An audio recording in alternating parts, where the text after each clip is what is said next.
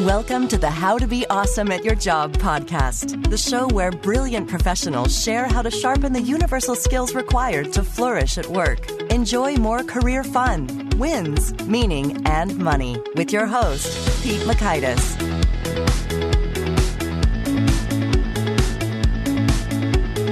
Hello, and thanks so much for joining us here for episode 245 with Steven Kotler.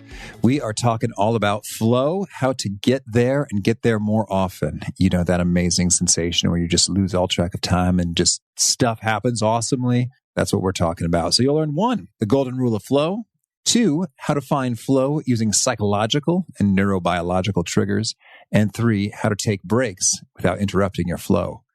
So if you'd like to check out the show notes or the transcript or the links to items that we've referenced here, you can find that on over at awesomeatyourjob.com/ep245. Now here's Steven's story. Steven Kotler is a New York Times bestselling author, an award-winning journalist, and the co-founder/director of research for the Flow Genome Project. He's one of the world's leading experts on ultimate human performance. Here's Steven. Steven, thanks so much for joining us here on the How to Be Awesome at Your Job podcast. It's my pleasure. Well, first things first, I got to know how you broke 82 bones. It's actually 83. Oh. But so I've spent essentially my entire career asking the same question, which is, how do people do the impossible? How do you level up your game like never before?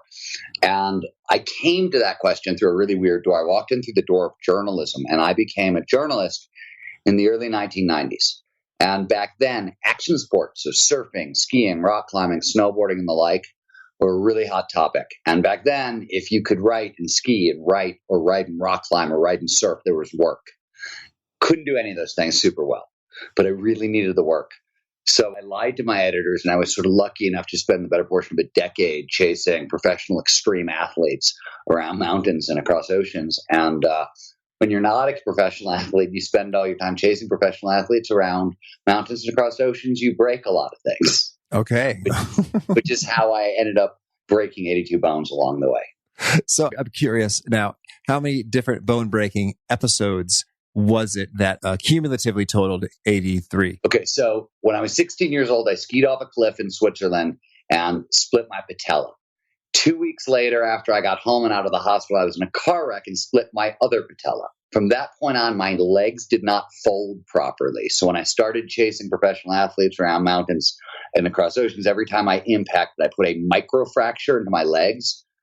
So when I had about 67 microfractures, they all turned into a major fracture. So 67 of those happened over a really long period of time, but they all kind of happen at once. It's a very funny thing. Go to your doctor's office. The doctor looks at you, he holds up your x-ray and he says, all right, so how did you get here?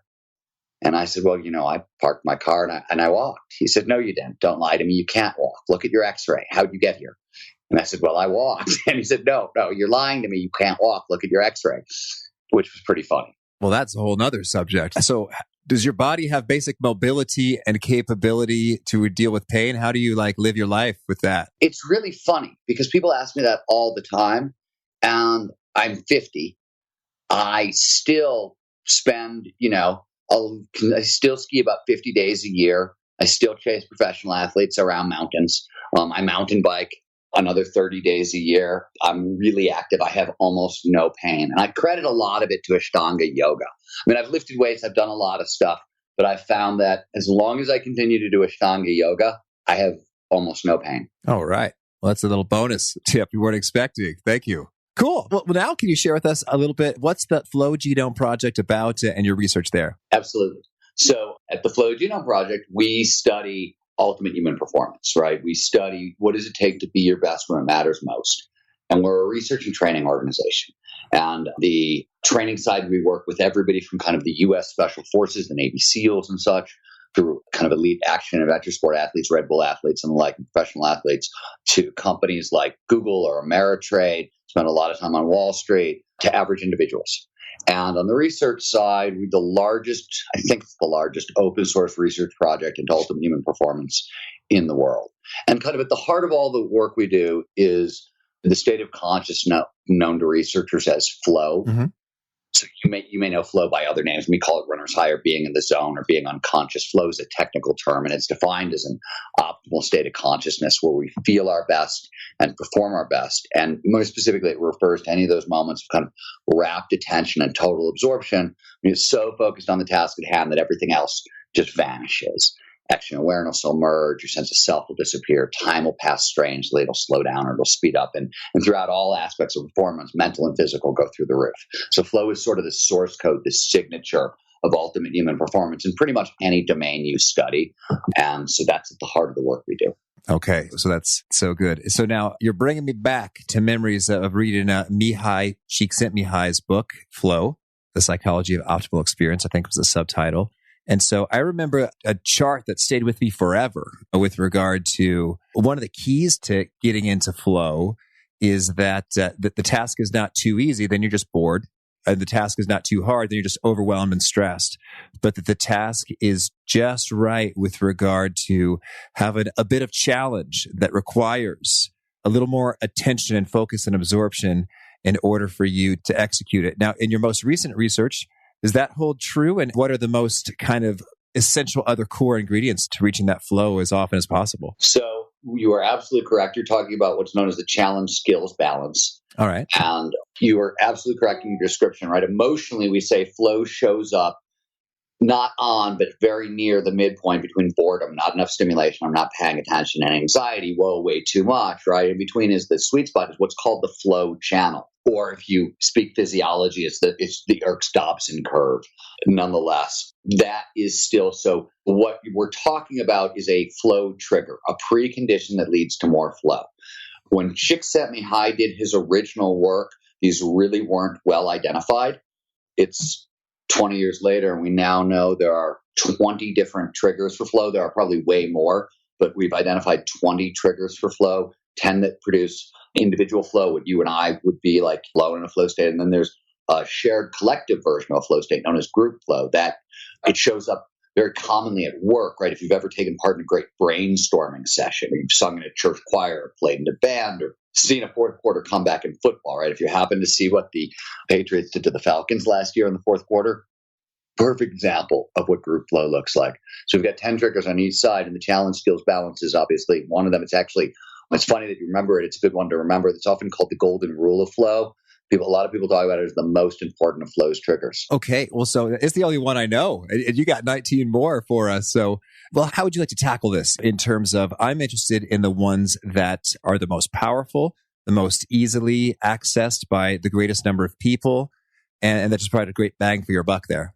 Yeah. So let me give you a quick and dirty overview of some of this stuff. So all right. The first thing you got to know is the most obvious, is that flow follows focus, right? The state only shows up when all our attention is focused on the right here, right now. So that's what these triggers really do. They drive attention into the present moment. Now, if I could hit that, and then we say flow follows focus, a corollary to that then is you focus first and then flow comes, as opposed to you hope that flow shows up and then you're able to focus. Is that fair? Okay, so when we work with organizations, the first thing I always tell people if they can't hang a sign on the door that says bleep off, I'm flowing, they're in trouble.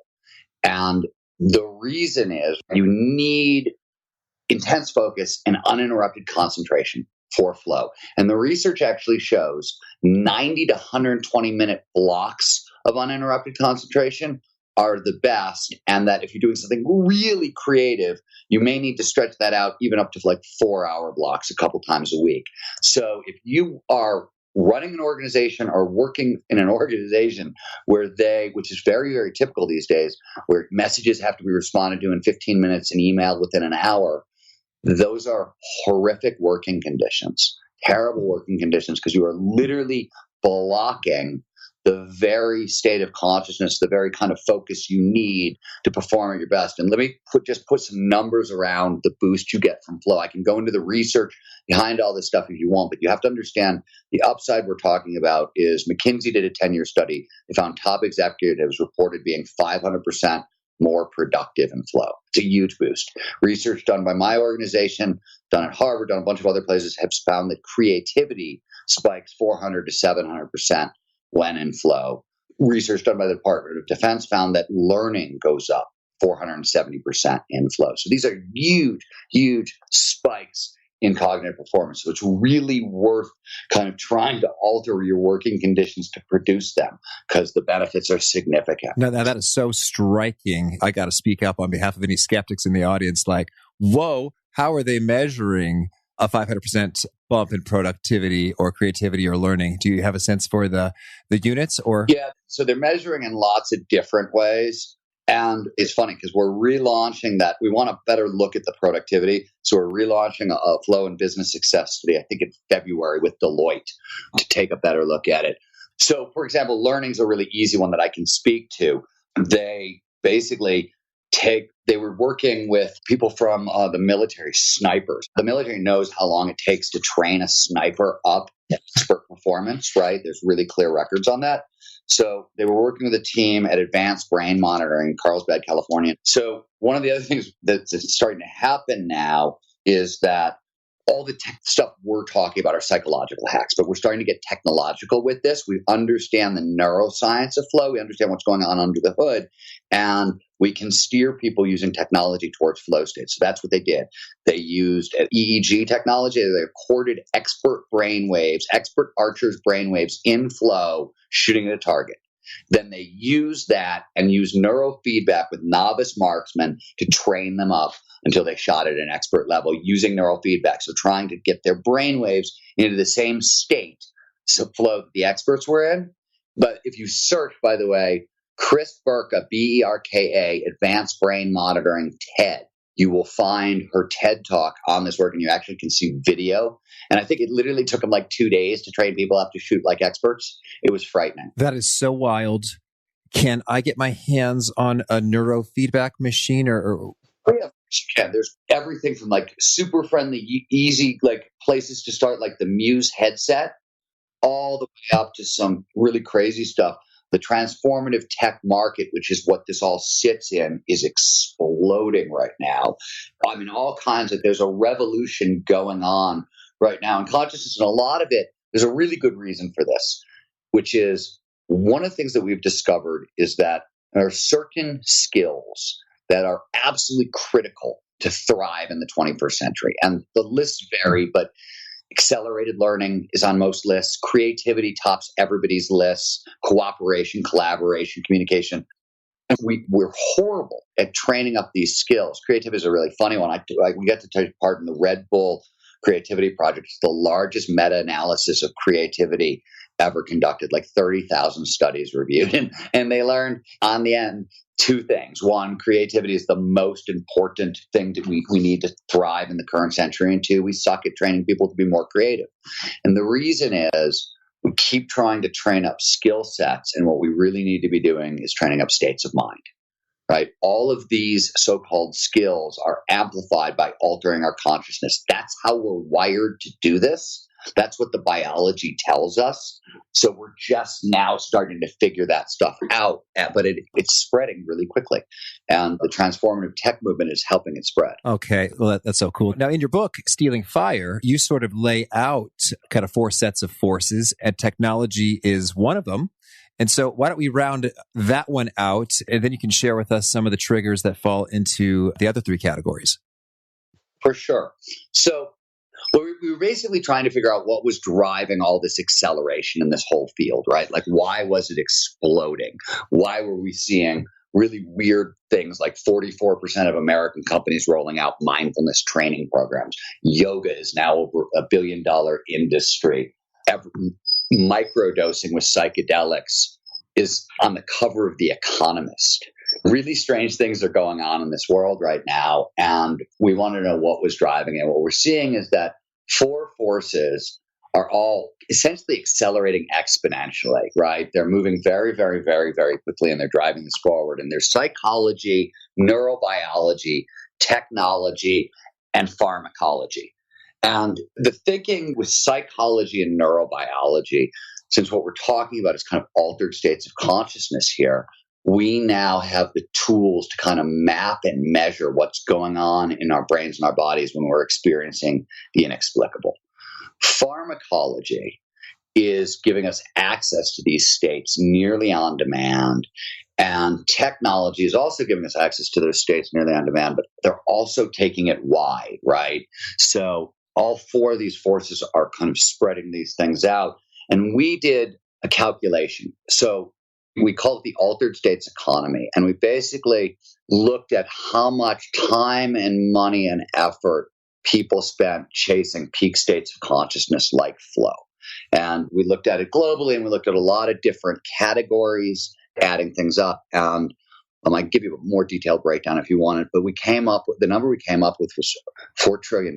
It's like 1/16 of the global economy is spent chasing these kind of states. And some of that is really sloppy, right? Some of this is not a healthy approach to these kinds of things, but a lot of it is. And it's interesting and growing. Yes. Okay. Well, so then let's get into it. So what are some things that we can do here now today to tap into some extra flow? So let's just walk through a handful of the triggers. And I'm going to talk about, so there are a bunch of different triggers in a bunch of different categories, but there's 3 triggers in the psychological category. And you talked about one of them already, which is the challenge skills balance. So that is unbelievably critical, of course. 2 other ones, immediate feedback is another flow trigger. And so, for example, I studied action adventure sport athletes who are very good at getting into flow. And one of the reasons is when you're performing in the mountains, on the ocean, whatever, it's a living environment. You're getting immediate feedback, right? You either set your ski edge on the top of that kawar, you slide on a Facebook death slide to the bottom.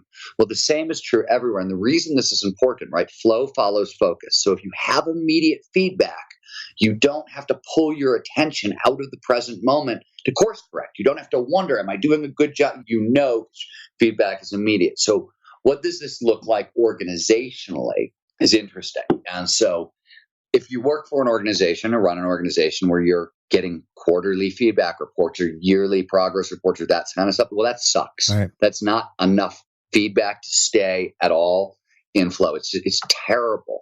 So where this works really well, companies that have kind of an agile methodology, if you're in the software business, where there's lots of rapid experimentation, small experiments, that's really good. You're getting lots of feedback that way. I'll tell you, so I'm a writer, and book editors are sort of editor in name alone these days. They're so busy, and the market is so taxed. They're very talented, but they don't do a ton of editing. So I can't write a book and have an editor weigh in 3 times, and that's it. Like, that doesn't work for me. So I have a guy on my staff who reads everything I write about twice a week for feedback. Okay. And there's something like, you can even take it one step further and figure out. So I figured out in my writing that when I tend to believe that when I make errors, my writing is either arrogant, boring, or confusing. So that's really what he's looking for. Is my writing arrogant, boring, or confusing? And those 3 errors are tied to, like, I know why I made each of those errors. I just happen to make them all the time. But it's what I call the minimal feedback for flow. And you can kind of figure this out for yourself with whatever your main task is. But what I tell people is that if you can't afford to hire somebody to give you that kind of feedback, find a feedback buddy. Find somebody you can work with where you can get feedback from them all the time and speed up those feedback loops. That's really helpful. Now, so you say about the minimal feedback piece, you're saying, okay, hey, colleague, I don't need you to masterfully critique it to perfection.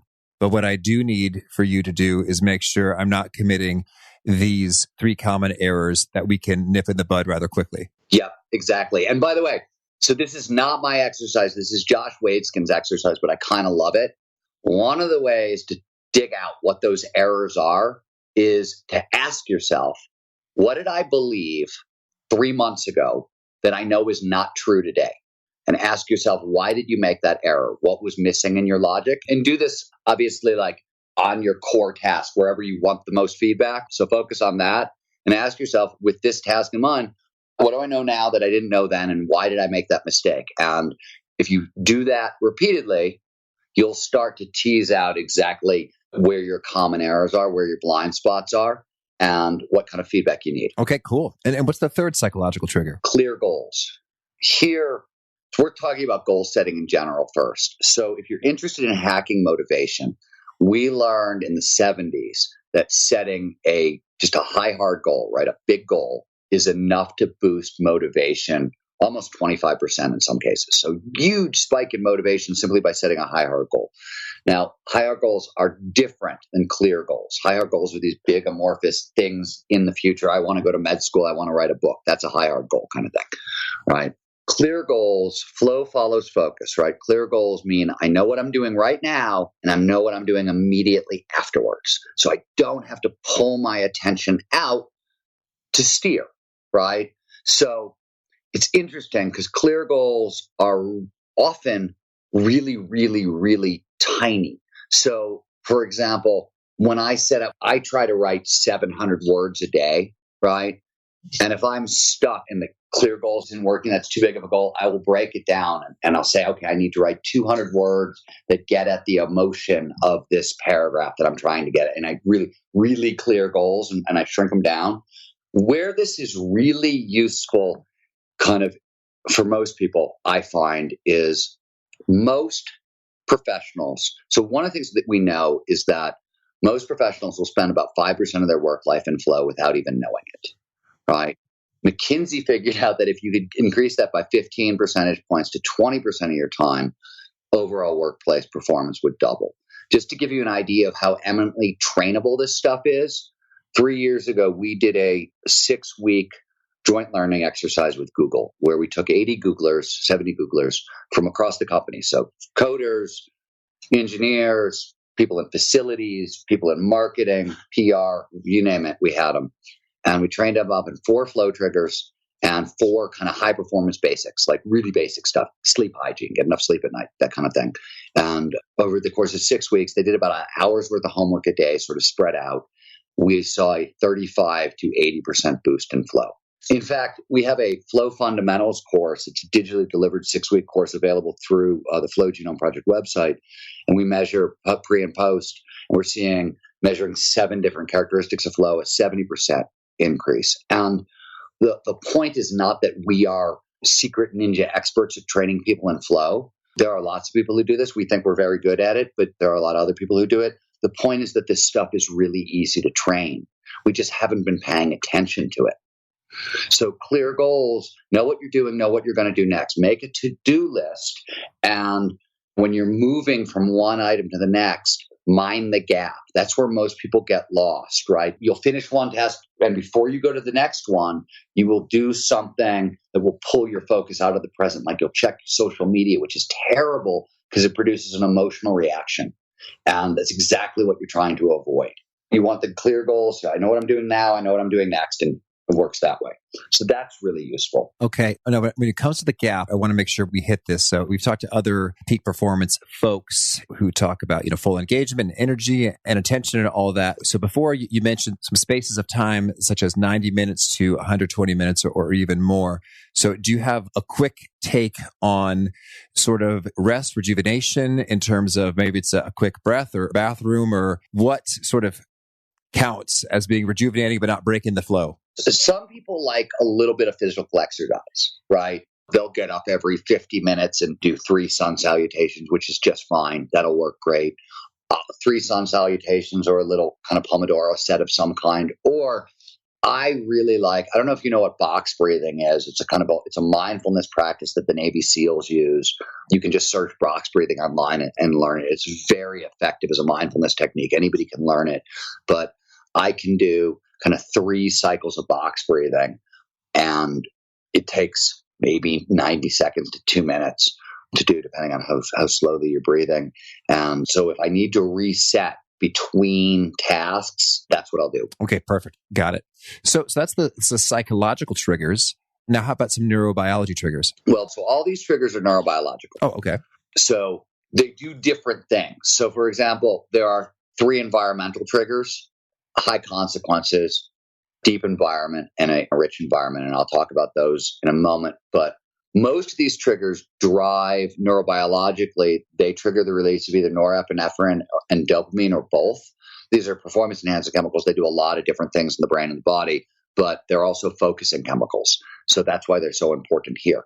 Some of the other things, so clear goals doesn't appear to drive norepinephrine and dopamine, but what it does appear to do is lower cortisol levels and keep the brainwaves out of high beta and down in the alpha theta range, which is where flow is. So there's different things underneath different triggers. And let me just be really clear. There is so much more research that needs to be done here, that everything I'm saying is true as far as we know, but there's a big but question mark after some of this stuff on triggers because it's just really new information. Okay. But so let's go back to the other triggers.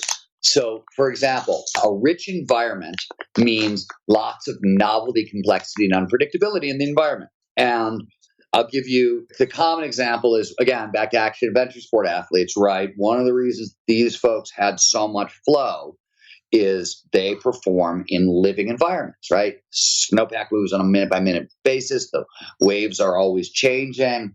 Yep, if you're out in the ocean. So there's lots of novelty, lots of complexity, lots of unpredictability. Those are all three things that the brain loves, produces huge amounts of dopamine, drives a lot of focus, slides you right into flow. You can also get at those architecturally. And my favorite example is Steve Jobs. So when Steve Jobs was kind of redesigning Pixar, he wanted more creativity in the building. He wanted more flow in the building. And he thought the problem was there wasn't enough novelty, complexity, and unpredictability because his staff was balkanized, right? The producers were staying and talking to the producers, and the marketing people stayed and talked to the marketing people, and the cell animators stayed and talked to the cell animators, and nobody was bumping into each other. And so there was no random spark of ideas, not enough novelty and complexity, and not enough creativity as a result. So when he redesigned Pixar, he famously put a giant atrium in the center of the complex, and he put the only meetings rooms, message rooms, cafeteria, and the only bathrooms in the entire building right off the atrium. You had to walk through the atrium to get to any of them. So what happened was people started bumping into each other, and they started getting into random conversations. And suddenly, now the complexity and unpredictability massively increased. You got a whole lot more dopamine flowing between people. You got these little moments of group flow, huge spikes in creativity, and all those Oscars. Excellent. Yes. Cool. And what about the high consequences? High consequences, this is obvious, right? Flow follows focus, and consequences catch our attention, right? So the obvious is physical risk, right? Again, action adventure sport athletes, right? Lots of physical risk. But it's interesting. What we know is that emotional risk, intellectual risk, creative risk, social risk all work really, really well. Social risk is a great example. You would think from an evolutionary perspective that like the number one fear in the world is something like getting eaten by a grizzly bear, but it's not. It's speaking in public, right? And the reason is your brain can't actually tell the difference between social fear and physical fear. They're processed by the exact same structures, which makes no sense at all until you realize that when you go back like 300 years ago and before, if you got kicked out of your tribe, if you got exiled, you couldn't survive. Nobody could live on their own. So it was a capital crime. And so the brain treats it like a capital crime. So social risk is a really kind of great way to trigger flow as well. So risk is really useful. And once again, what does this look like organizationally or in your daily life? And I always say that like play with the risk trigger. The companies you want to work for, the environment you want to design is something with that Silicon Valley fail faster, fail forward motto. And you need the space to fail because you need the space to take risks. Without risk, there's not enough energy in the system to really drive flow. So again, this is where agile methodology makes a lot of sense. Rapid experimentation makes a lot of sense. Skunk works make a lot of sense if you're trying to drive flow and innovation. Okay, cool. And now can you share some of the pharmacology triggers? Advances in pharmacology are more kind of in the psychedelic realm, and that's slightly different from flow, but kind of what the research is showing, and this is sort of, one of the things we talk about in Stealing Fire is that kind of the neurobiological changes that show up in flow are not that different from the changes that show up in meditation or during psychedelic experiences or during so-called mystical experiences, trance states or contemplative states. All these things, or states of awe for that matter, all these things share a very similar underlying neurobiological signature. And so what we're seeing, in neurobiology is kind of psychedelic research is going gangbusters, right? I mean, we're seeing absolutely amazing work being done in PTSD and trauma and anxiety. And the kind of the point here and where this gets interesting, and probably let me just give you a couple examples to answer your question, because it's a long way around, but it's worth understanding. So why all this research matters is we're starting to get options. And the best example of this is work done on post-traumatic stress disorder, right? Which is like the extreme end of the anxiety disorder spectrum. And pharmacologically, we learned back in the early 2000s through work done by Dr. Michael Mitterhofer and the research team at MAPS that 1 to 3 doses of MDMA. So MDMA is sort of the pharmacological name for the street drug, ecstasy or Molly, whatever you call it. It's an empathedelic, not technically a psychedelic. It increases empathy. But they found that 1 to 3 rounds of MDMA therapy, so that's MDMA administered in a clinical setting with psychiatrists there and like 8 hours of talk therapy, was enough to completely cure or significantly reduce symptoms of PTSD in victims of child abuse, sexual abuse, and soldiers returning from combat in Afghanistan and Iraq. And it's been about 5 years since that original study was done, 6 years at this point, and these people are still in remission. So that's neat, right? Then they redid that experiment at Camp Pendleton with 1,000 soldiers. And this time they were like, okay, so psychedelics aren't for everybody. Let's use surfing, which is a known trigger for flow states for a lot of reasons that we've been talking about, right? So they used surfing and talk therapy, and they redid the whole thing. And they found that after 5 weeks of surfing and flow states and talk therapy, they saw a significant reduction or a complete disappearance of PTSD. Then they redid the study with meditation, a mantra meditation system, I believe. And they found that 4 weeks of daily meditation, 20 minutes a day, was enough to produce the same results.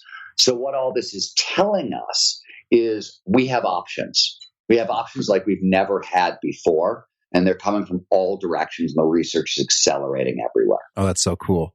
Well, Steven, tell me, is there anything else you want to make sure to mention before we shift gears and hear about some of your favorite things? The only thing I want to mention, only because it's new and it goes much deeper into individual ideas, is if you go to the Flow Genome Project Facebook page, which is literally www.facebook.com/flowgenome, GENOME, every Monday at 5 o'clock Eastern time, I do Monday on the Mind, and it's a half-hour deep dive into, 2 weeks ago, we did a half an hour on clear goals and really how to get into that and how to apply it in every situation, that sort of thing. So that might be interesting to people listening. Oh, cool. Thank you. Well, now can you share with us favorite quote, something you find inspiring? Margaret Atwood. Everybody I know is an adult. Me, I'm just in disguise. That's good. Thank you. And how about a favorite book? There's a couple of them.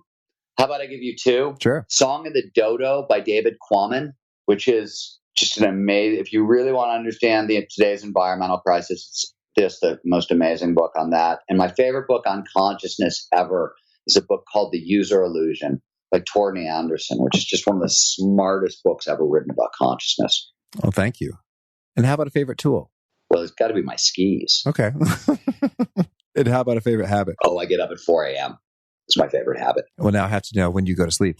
Depends, but early, somewhere between 8 and 10 most nights. All right.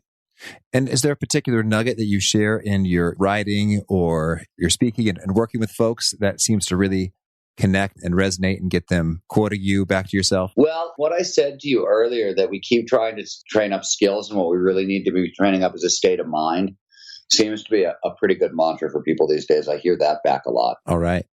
And if folks want to learn more or get in touch, where would you point them? StevenKotler.com, FlowGenomeProject.com. And do you have a final challenge or call to action you'd issue to folks seeking to be awesome at their jobs? Yeah. So this is going back to the challenge skills balance. It's the one thing we didn't really cover. And so you mentioned Mihai Csikszentmihalyi. So a couple of years ago, he teamed up with a Google mathematician, and they did a back of the envelope calculation trying to figure out with the challenge skills balance how much greater the challenge should be than your skill set, right? That was the question. And the number they came up with was 4%. 4% greater. Now, that was just a guess. We took that number into the Flow Genome Project and said, okay, let's see what we can do with it. And we've been running kind of amateur experiments and beta tests and just looking at it deeply for about 4 years now. And time again, we're finding that is exactly the case. So here's what's super interesting about this. 4% is not much, right? You really are just, it's a little bit harder. Now, if you're an underachiever, a little bit of an underachiever, you're a little shy, or you're a little meeker, you're a little along those lines, 4% is tricky because it is literally the line where you're pushing on your comfort zone, right? You're stepping outside your comfort zone, but you're right there. For top performers, their problem is the exact opposite. Their problem is they'll blow by 4% without even noticing, right? They'll take on challenges that are 10, 20, 30, 40% greater than kind of this. And by doing so, they're locking themselves out of the very state they need to kind of meet those challenges. So it's a little bit harder every day. But the interesting thing is when you spend time around the best of the best, what you really see is what they've internalized, and what they do so well is they understand that it's 4% plus 4% plus 4% day after day, week after week, year after year for a career. Like that's how you actually really do the impossible. That is so good. Well, Steven, thank you so much for taking this time and sharing. There's a lot to chew on, and I'm excited to get some more flow going into my life and work sessions. And I wish you much flow in all that you're up to. Thanks, man. I appreciate the time. I really loved how Steven said flow follows focus, and not just because it's alliterative, but because I have often been in a state of mind where it's like, I should probably do that, but I'm not really in the right groove for that. I don't really feel like it, really don't want to. Procrastination sets in, whatever. Whereas I would love to be in flow. And so this is pretty cool. Just as a reminder, it's not just going to jump up and grab you so much as it follows an act of the will to set forth your focus, and is a real nice reminder to, again, get things like the social media distractions, etc., under control, so you have more focus to direct in places and thus get more flow. Powerful. I think it just raises the stakes for me. So I hope you found that helpful and more. And again, if you'd like to check out the show notes or the transcript or the links to items that we've referenced, that's on over at awesomeatyourjob.com/F245. And on Monday, it's Christmas. So I'll put out just a quick little reflection, as these days between Christmas and New Year's are often a reflective time for folks. And there will be no episodes for a little while, but we're coming back strong on New Year's Day. Susanna Kay is a professional organizer. She's talking about to-do list brilliance. So I hope to catch you there, and that your days between now and then are full of family and fun and good times and all that. Many blessings. Peace. Thanks for joining us for today's episode. To get the most out of this conversation, visit awesomeatyourjob.com to find today's show notes, transcript, and infographic summary cheat sheet. For more entertaining professional skill sharpening, be sure to subscribe to catch the next episode of How to Be Awesome at Your Job.